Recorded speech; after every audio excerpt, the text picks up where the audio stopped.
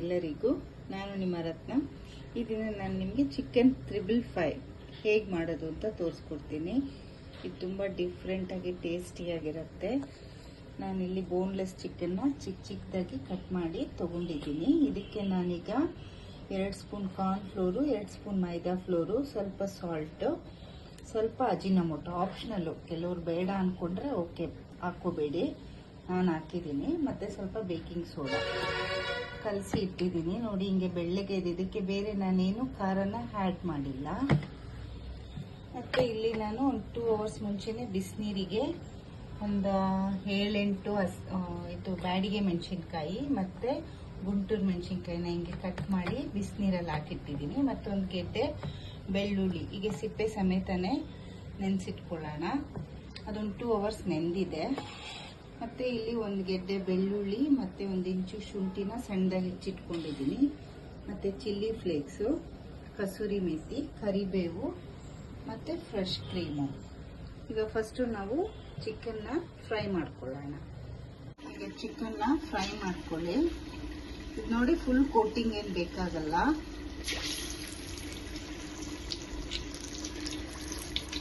Fry ಆಗೋಷ್ಟರಲ್ಲಿ ನಾವು ಇದನ್ನು ನೀರೆಲ್ಲ ನೀಟಾಗಿ ಸೋಸ್ಕೊಂಡು ಇದನ್ನು ಪೇಸ್ಟ್ ಮಾಡ್ಕೊಳ್ಳೋಣ.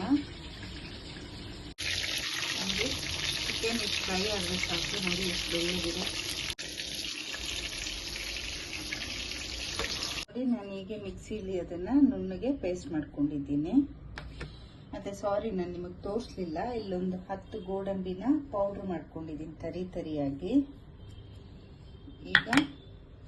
ಈಗ ನೋಡಿ, ಚಿಕನ್ ಎಲ್ಲ ಫ್ರೈ ಮಾಡ್ಕೊಂಡಿದ್ದೀನಿ. ತುಂಬ ಡೀಪ್ ಫ್ರೈ ಮಾಡಬೇಡಿ, ಈಗ ಸಾಫ್ಟಾಗಿರಬೇಕು. ಈಗ ಹೇಗೆ ಮಾಡೋದು ನೋಡ್ಕೊಳ್ಳೋಣ. ನಾನು ಯಾವ ಥರ ಫ್ರೈ ಮಾಡಿದ್ನೋ ಅದೇ ಬಾಣಲಿಯಲ್ಲೇ ಈಗ ಇದನ್ನೆಲ್ಲ ಮಸಾಲೆ ಹೇಗೆ ಮಾಡ್ಕೊಳ್ಳೋದು ಅಂತ ತೋರಿಸ್ತೀನಿ.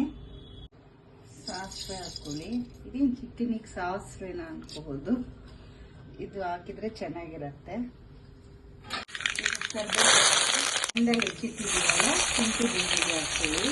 2 ನಿಮಿಷ ಹುರ್ಕೊಂಡ್ಮೇಲೆ ಕಸೂರಿ ಮೆಥಿ ಮತ್ತು ಚಿಲ್ಲಿ ಫ್ಲೇಕ್ಸ್ ಹಾಕ್ಕೊಳ್ಳಿ. ಆಮೇಲೆ ನಾವು ಪೇಸ್ಟ್ ಮಾಡಿಟ್ಕೊಂಡಿದ್ವಲ್ಲ, ನೋಡಿ ನಾನು ಇದು 1-2 ಸ್ಪೂನ್ ಹಾಕ್ಕೊಳ್ತಾ ಇದ್ದೀನಿ. ಇದನ್ನು ಚೆನ್ನಾಗಿ ಮಿಕ್ಸ್ ಮಾಡ್ಕೊಳ್ಳೋಣ.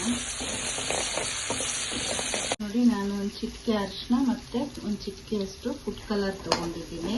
ಈಗ ಇದನ್ನು ಸ್ವಲ್ಪ ನೀರು ಹಾಕಿ ಕಲಿಸ್ಕೊಳ್ಳೋಣ. ಇದು ನೀಟಾಗಿ ನಾವು ಉಟ್ಕೊಳ್ತೀವಿ. ಒಂದು 2-3 ಮಿನಿಟ್ಸು ಹಸಿ ವಾಸನೆ ಎಲ್ಲ ಹೋಗಿರುತ್ತೆ. ಈಗ 1.5 ಸ್ಪೂನಷ್ಟು ಕ್ರೀಮ್ ಹಾಕ್ಕೊಳ್ಳೋಣ, ಫ್ರೆಶ್ ಕ್ರೀಮು. ಹೀಗೆ ಮಿಕ್ಸ್ ಮಾಡ್ಕೊಳ್ಳಿ. ಮಿಕ್ಸ್ ಮಾಡಿದ್ಮೇಲೆ ನೋಡಿ, ನಾನು ಕಲರಿಗೆ ಸ್ವಲ್ಪ ನೀರು ಹಾಕಿ ಕಲಿಸ್ಕೊಂಡಿದ್ದೀನಿ. ಕಲರ್ ಆಗಿದ್ರೇ ಚಿಕನ್ 555 ತುಂಬಾ ಚೆನ್ನಾಗಿರುತ್ತೆ. ಕಲರ್ಫುಲ್ ಆಗಿದೆ. ನಾವಾಗಲೇ ಚಿಕನಿಗೆ ಹಾಕಿದ್ದೀವಿ ಉಪ್ಪು.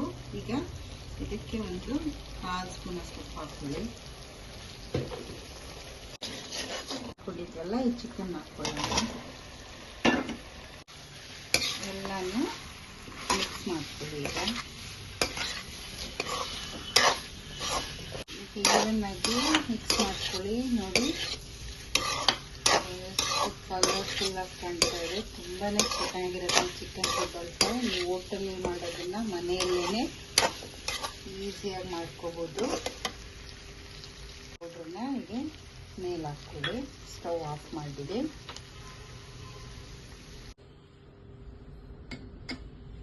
Chicken 555 ready. ಇದು ಬಿರಿಯಾನಿ ಜೊತೆಗೆ ಎಲ್ಲ ತುಂಬಾ ಚೆನ್ನಾಗಿರುತ್ತೆ. ಒಂದ್ಸಲ ನೀವು ಟ್ರೈ ಮಾಡಿ ನೋಡಿ. Thank you.